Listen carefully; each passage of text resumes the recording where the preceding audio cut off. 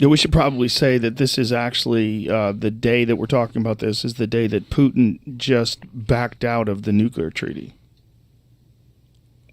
publicly, which is not good. With Joe Biden going to Kiev and pledging his undying love to, and I'm going to say this, which is very painful. I think Zelensky is a complete menace. Why do you think that? He's romantic. He's telegenic. He's brave. We can talk about whether he got set up in a coup or who he really is. He was an actor, et cetera, et cetera. But at some point, I think I heard him. I had to go back to like the Russian and Ukrainian speeches in order to try to. I don't speak much Russian. I don't speak any Ukrainian, but they're closely related languages. And he calls for like preventivny udari, like preventative strikes. I'm like, huh? This is a while ago. And I thought, why is this person allowed to address Congress? You have somebody who, and I want to be very clear about this. I really find it disgusting what Vladimir Putin did invading Ukraine. But if you look historically at the killing and the borders of Eastern and Central Europe, they have gone back and forth like nobody's business. When you ask somebody like me, an American Ashkenazi Jew, where did your family come from? You always get the same weird response. It's like, oh, it was a part of Belarusia that went back and forth between Poland, Ukraine, Moldova, Lithuania, because it's fluid, right? And so when we say, we respect the territorial integrity of Ukraine, we were fighting right now in Lvov, like the Ukrainians were fighting in Lvov, 8 seconds by hypersonic missile from Article 5 territory since 1999 in Poland. And I realized how crazy we got. I was in Providence, Rhode Island with my son, and I get this alert on my phone, and it says, 2 people are dead in Poland with a presumptive strike by a Russian missile. I'm thinking, did I read 2 Polish people dead in an Article 5 full NATO member since 1999 with a Russian missile? Because I knew we were fighting way too close to this border. Now, by the way, if I say Lvov, everyone's going to correct me and say, no, Eric, it's Lviv. It's like, no, these cities all have multiple pronunciations. I always thought of Lvov was a Polish city, not a Ukrainian city.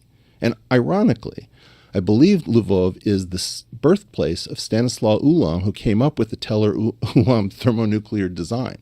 So we're talking about some of the world's smartest people on some of the world's bloodiest, most disgusting, most beautiful land. Have you ever been to Ukraine? No. So my family basically is scattered, was scattered throughout the shtetls of Ukraine, and I've been over there in '89. We Americans do not understand Central and Eastern Europe, period, the end. And for us to be making these commitments and not understanding how Russians think and how Ukrainians think and how Poles think and how the fighting works, I don't think we know what we're doing. I think we're creating a doomsday machine. And the reason that it's not like Zelensky isn't wronged by Putin. It's not like he's not charismatic. He has one of the greatest Bruce Willis lines of all time. When we asked to evacuate him, he says, "I need ammunition, not a ride." That thing makes us, I want that. Right. And then there's like house-to-house fighting, the way all the World War II enthusiasts think. They tend not to think about Nagasaki and Hiroshima. They like the tactical stuff with all the, which bridge got taken out over which river and how did we do this and that. So it's very romantic to people who are like World War II addicts. We do not realize how deep the trouble we're courting is. And I don't think we realize how dangerous it is if we are going to, every time there's a border dispute, go to a thermonuclear standoff. It's just Russian roulette with smaller and smaller numbers of empty chambers. And I don't know what this is. I don't know whether we have 30 years to play this game or 3 months. But I learned that day last year in 2022. Nobody around me in Providence, Rhode Island was reacting. Everybody's just going about. It was like a normal day.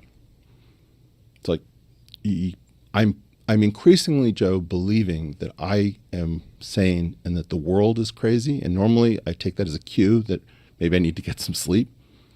No, I think we're actually just going crazy. I think that those of us who actually get how risky this is need to speak up because it's not fun. The entire apparatus will tell you that you're soft on Putin and you're an appeasing Chamberlain wannabe. And it's like bullshit. Right now, you don't realize in 2004, we let Latvia and Lithuania into NATO membership. And I remember thinking at the time, what the hell are we doing? It's not like I don't understand that we want to protect them. It's not like I don't understand that you want to say that they're independent nations. But these were former Soviet republics. And there's two ways of thinking about it. You can put on one set of glasses and say, well, these are nations that get to decide what they want, and who's to tell them what to do? And then there's another thing called spheres of influence, where it's like, that's the Russian sphere of influence. If you are not playing with both of these sets of lenses, you're not playing the game. And the number of people who just have one set of these glasses on, right? They're only seeing the infrared or they're only seeing the ultraviolet. It's like, no, you need to oscillate back and forth and understand what you're doing. So I think Zelensky, and I'm scared to say this because I know I'm going to get just nothing but hate. We created a situation by pretending that we didn't understand the spheres of influence glasses. We very well understand the sovereignty glasses. And we are now creating a doomsday machine that we do not understand. And the world is going to go multipolar, and we don't have the skill to play this game, period.